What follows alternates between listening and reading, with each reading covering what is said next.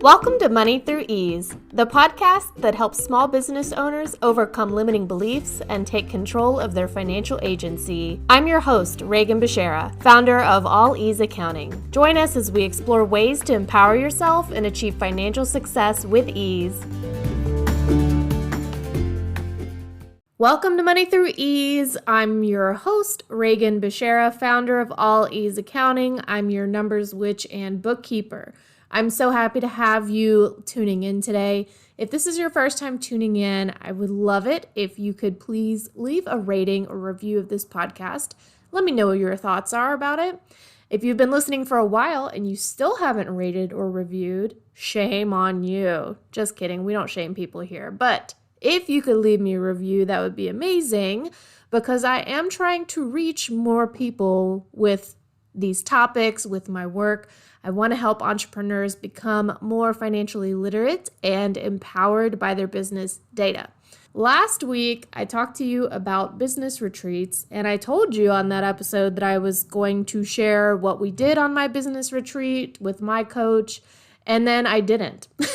I completely left it out and I forgot. It just wasn't in my show notes, and then I forgot that I had mentioned that. So this week I'm sharing with you catching up on the activities that I did on my business retreat a couple of weeks back.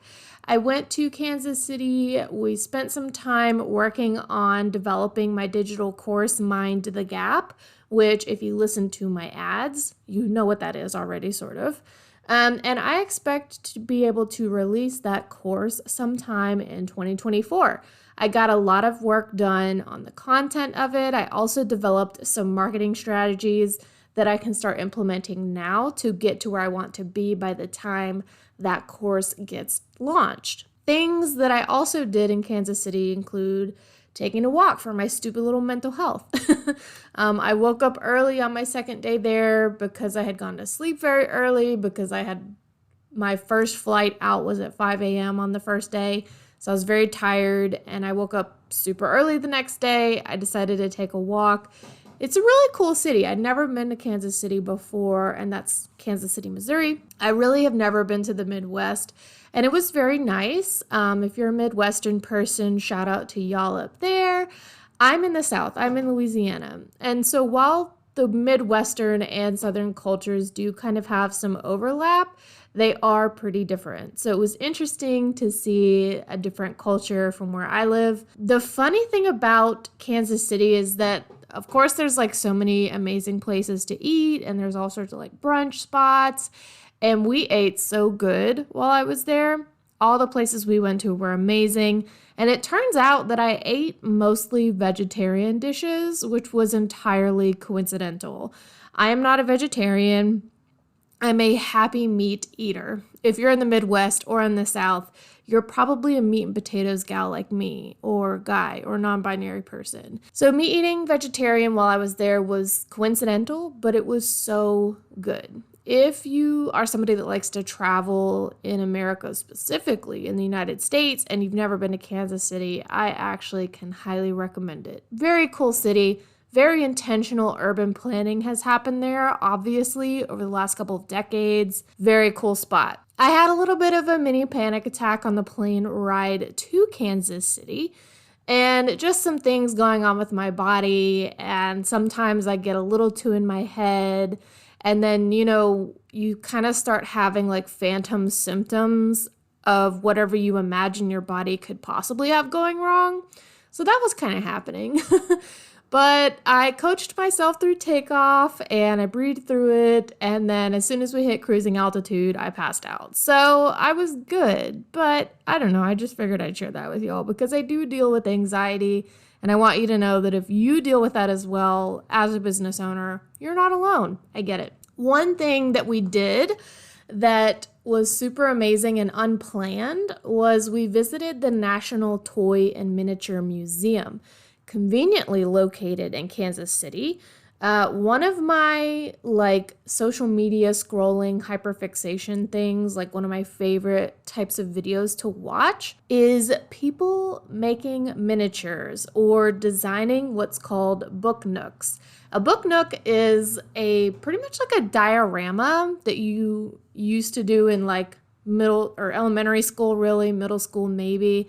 And it fits on your bookshelf. It's like the size of like a larger book, but it just slides in between your other books, and people decorate them to look like little forest escapes or, little mini houses and stuff. Anyways, I'm just obsessed with watching those videos of people making miniatures and dioramas and things like that, or doll houses.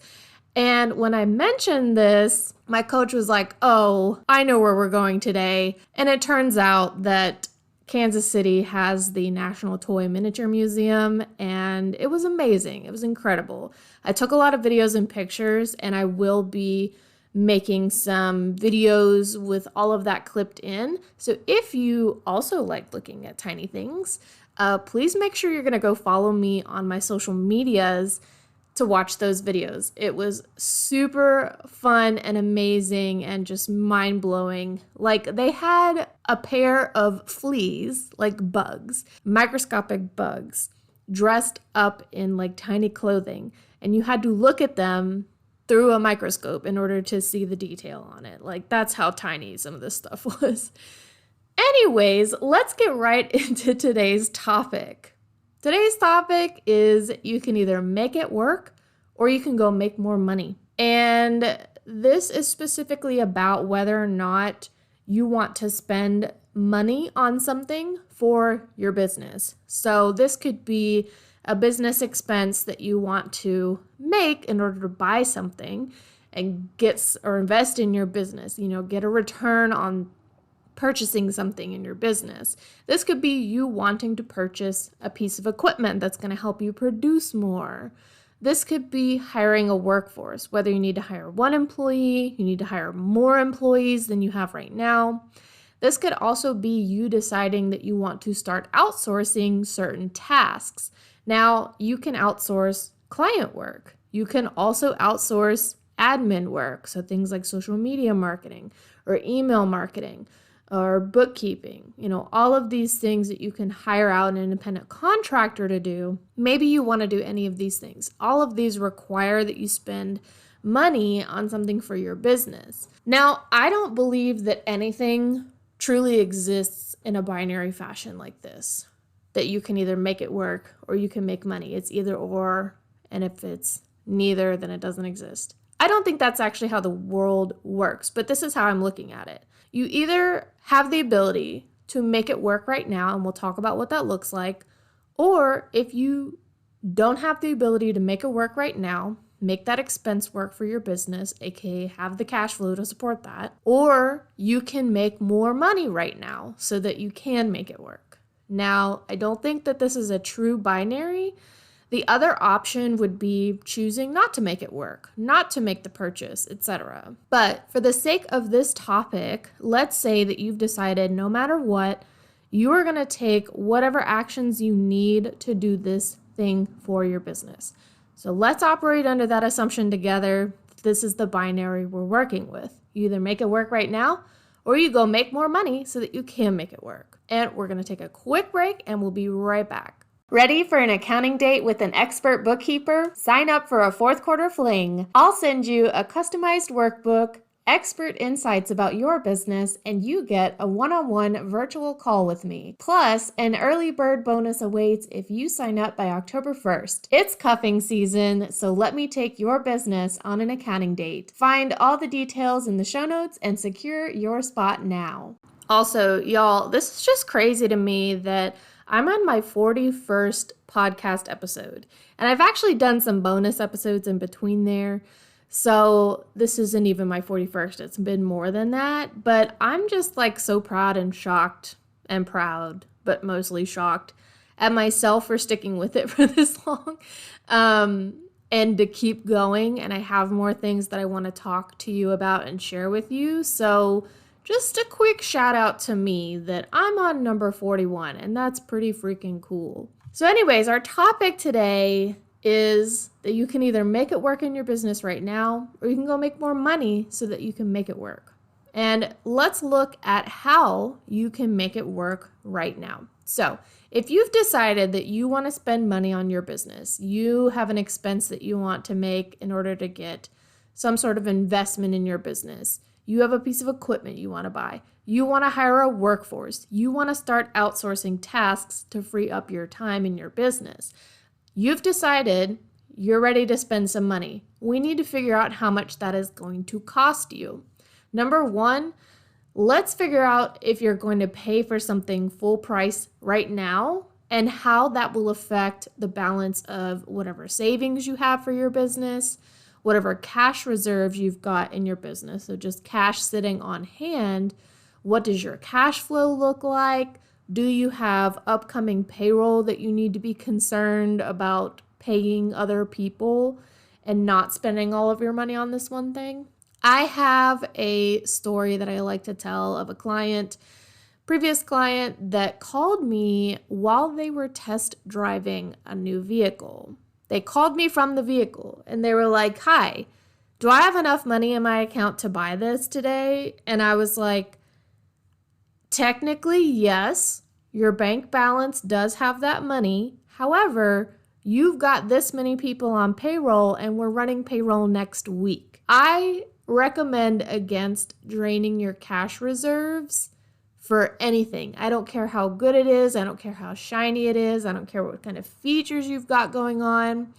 If you have people on payroll especially, but all the other business expenses that you have on a regular basis need to come into consideration when you think you just want to pay for something with cash. So if you know how much something is going to cost for you to purchase it for your business or for you to invest in your business, we need to also look at, if you pay the full price of that thing right now, how will that affect what's in your savings, what's in your cash reserves in your bank accounts, what your cash flow looks like, and will this deplete that? If you've got upcoming payroll, all of those other things, right?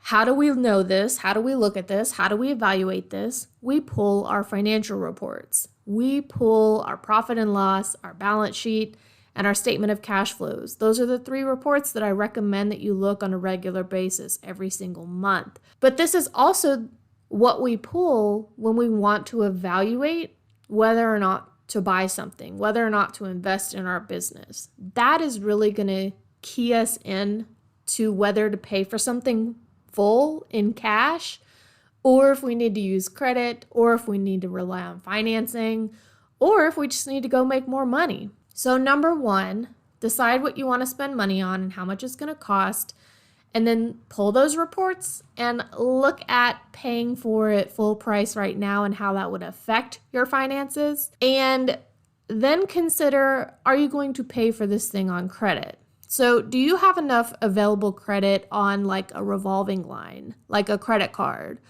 Do you need to take a draw from a business line of credit maybe? Will you finance this purchase and then have a monthly bill that you're now committed to before you pay it off? All of these things need to be considered before you pull the trigger and decide. So once you've decided whether or not you can make it work right now, choose how that will look with one of the above options.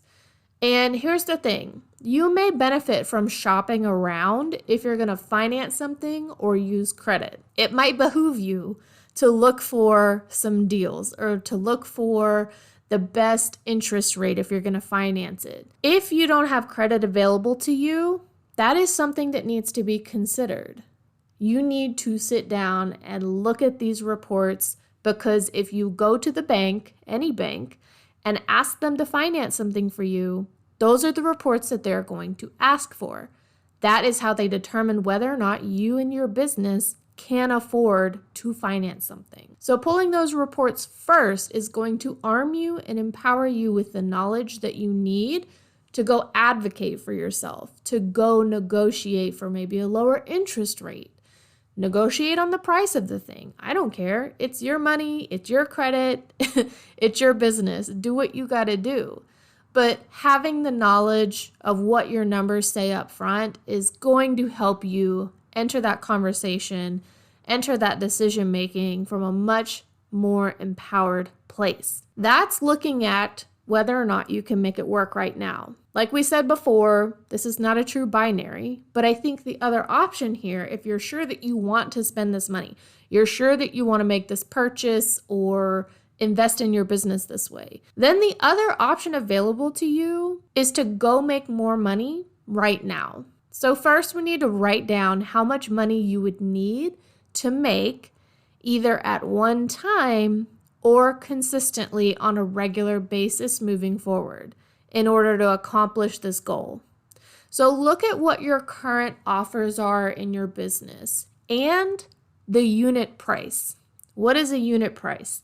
That means how much one person pays to get one thing from your business, whether that's a service package or a product or a combination of those things. Like, what are you selling basically in your business? What's the price of that one thing? That is the unit price. So we're looking at what you're currently offering in your business and its unit price. Do you offer your services in a package or do you offer one-off services?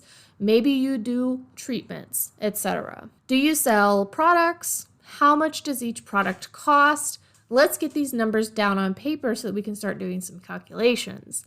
If we know how much the thing is that you want to buy to invest in your business, or you want to hire somebody, you're outsourcing things, whatever money you need to spend that you've decided you want to spend for your business, we're going to take that total amount that you need at one time. Or if this is an expense that you're going to have for your business on a recurring basis, like you're outsourcing your bookkeeping, that is typically a monthly bill. If you need so many dollars extra per month to afford to outsource your bookkeeping, we're going to divide that total amount that you're needing to make more over what you're already making and divide that by the unit price of one of your offers or all of your offers. See how many you need to sell of each product in order to reach your goal. Here's an example. If you need to make $1,000 one time, and this is for a one-time expense or purchase. Let's say you need a piece of equipment, it costs $1,000. And then what you sell in your business, your unit price is $10, then you need to sell 100 of those in order to accomplish your goal. We've taken the total amount you need for one time, $1,000, and divided it by your unit price of $10. That gives you 100 units to sell to reach your goal. Here's another example. If you have a monthly goal of making an extra $1,000 than you are now, and you have a current offer that is $500 a month, or maybe it's $500, then you need to sell on average 2 per month or have 2 recurring customers per month to meet your goal of $1,000 extra dollars a month. It's very simple math. Don't get caught up in it. Take your time, listen to this again if you need to, and walk through it. Write it down. And you will see how many things you need to sell, how many widgets or how many units. This is the total number of offers that you need to sell to accomplish this goal. That is going to be our plan. We're going to establish that plan to sell that many offers. And here it may be useful for you to know what your conversion rate is.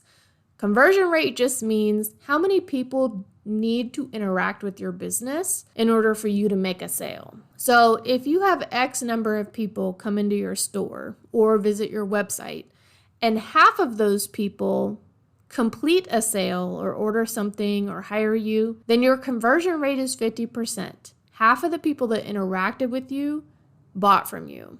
And so knowing that you need to have twice as many people come into your store or visit your website in order to sell the number that you need for your goal, your strategy now is to bring in twice the number of people that you need to sell to. This conversion rate also works if you provide services. So essentially your conversion rate looks at how many people you need to interact with your business based on how many you want to pay you money. Once again, it's simple math. Write it down. This is the basis for going out and making more money if you can't make it work right now with your credit or with your available cash or savings. Money does not grow on trees, and I know that. That's true. But there are actions that you can take that will lead you to your next customer or your next client and so on. So if you truly want to purchase something in your business, or you want to hire an employee, or you want to outsource your social media marketing, there are the steps that you can take to make that goal a reality if you quote unquote can't afford it right now. See step 1 about how to make it work. You can either make it work right now, or you can go out and make more money right now in order to make it work. I hope this process was helpful to you. I think many business owners feel confused or unsure about where their next client or customer is coming from, and they see those people as the solution to their current business problem of not being able to make it work right now. But that's not the case. You are the solution to your clients' or customers' problems, their pain points, their suffering, their wants, or their needs. Do not expect them to solve your problem of not being able to make your own financial goals. If you found this episode helpful, please leave a review and let me know what you thought. I'd also love it if you could share this episode with another business owner. It's my goal to reach more entrepreneurs and to help them run their businesses more efficiently and in pursuit of their own goals. Thanks for listening, and I'll talk to you next week.